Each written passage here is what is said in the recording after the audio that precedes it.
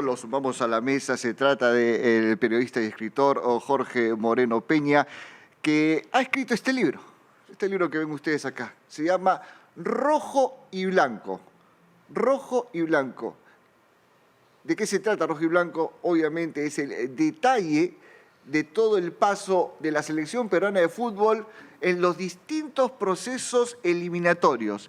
Desde 1957, aquella eliminatoria en que nos saca Brasil con Didi y su Fola Seca, hasta el año 2022 que nos saca un payaso que estaba en el arco, o sea, que se movía así como marioneta y nos terminó sacando del Mundial de Qatar.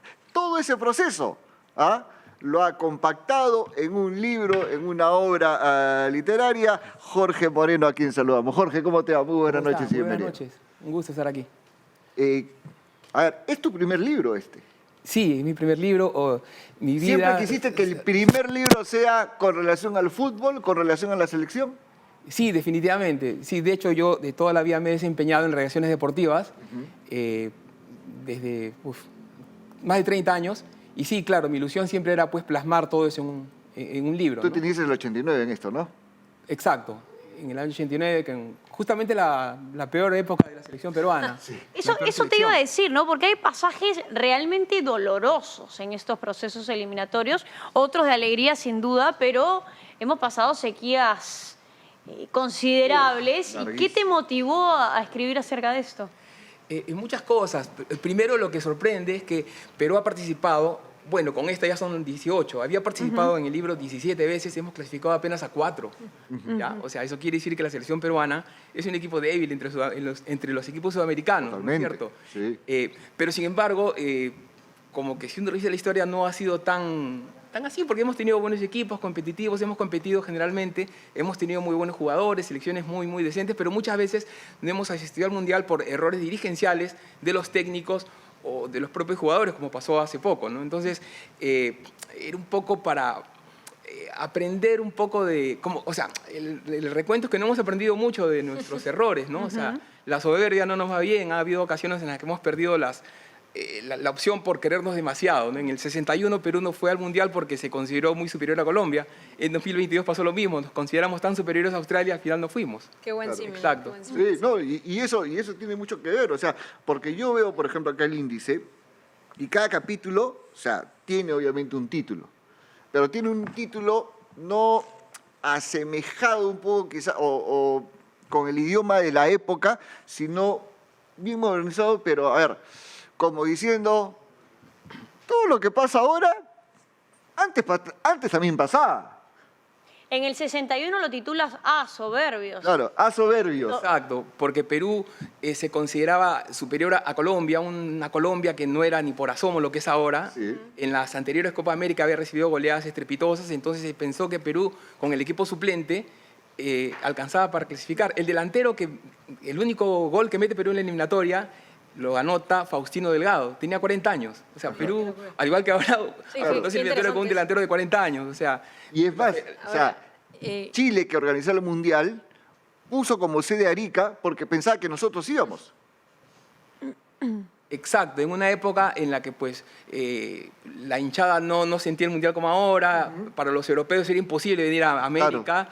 Incluso para la gente de América era difícil llegar a Chile, entonces la gran esperanza era pues, llenar el Estadio de Arica con peruanos, lo cual no ocurrió. Jorge, felicitaciones por el libro. Gracias. No es fácil escribir un libro, así que felicidades. Estaba leyendo un poco lo que contaba Daniel Tittinger, gran periodista también de nuestro país, y decía que estabas de alguna forma predestinado a escribir este libro porque siempre llegabas a las redacciones con muchas revistas que ni siquiera sabían de dónde las sacabas, revistas que recogían obviamente la historia de nuestra selección.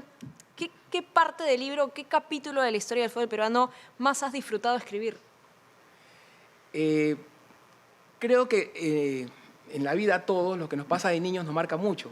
En mi época, como yo describo en mi prólogo, mi primera eliminatoria fue la del año 77 y Perú fue al Mundial. Claro. Y la siguiente Perú fue al Mundial. Exacto. Entonces creo que esas dos para mí fueron eliminatorias que me marcaron mucho, que me identificaron mucho con el fútbol, pues que además hizo que yo creo que toda la gente de mi generación, pues, tenía el orgullo de ser peruano, claro. Justamente porque el Perú iba a los mundiales y ganaba. Y te impulsó también para ser periodista, pues, ¿no? Totalmente, o sea, totalmente. Yo, o sea, me aficionaba a las revistas Ovación, Exacto. he guardado todos los periódicos que podía, me encantaba leer la tercera de la crónica, Claro. por ejemplo, que traía suplementos deportivos, las revistas extranjeras cuando ya uno podía conseguirlas, y bueno, me dio por, o sea, yo tanto me encariñaba con los álbumes, con todo, que yo nunca botaba nada. Sí. Es parte de mi colección que Daniel Tittinger pues, comenta, porque cada vez que había un evento, pues yo tengo revistas súper valiosas para mí, creo que por ejemplo, tengo una revista Goles de Argentina, Claro, del una día revista siguiente Goles, del sí. 2-2, por ejemplo. Sí, ¿no? sí, sí. Cómo ellos lamentaban la eliminación y a la vez elogiaban demasiado al equipo peruano. ¿no? Claro, Entonces, Goles que era un poco la competencia del gráfico Exacto. en ese momento. Porque, a ver, decíamos, ¿no? O sea, la soberbia ya existía, o sea, no solamente ahora, sino en una anterior oportunidad. Los Ampais también existían antes. Pais Y uno cree- Pitín Segarra fue víctima de ello. Claro. Cuenta esa historia. Es una historia muy curiosa porque en la antesala de un partido eliminatorio ante Uruguay, Perú-Uruguay en el año Uruguay, 1965. se cuenta que un fotógrafo ambulante tenía la foto de Perico León en una cantina tomando No, dos cervezas. de Pitín Segarra. Pitín Segarra, Sí. Pitín Segarra, y que se paseó por las redacciones ofreciendo la foto y que nadie la quería porque consideraban que no era prueba de nada.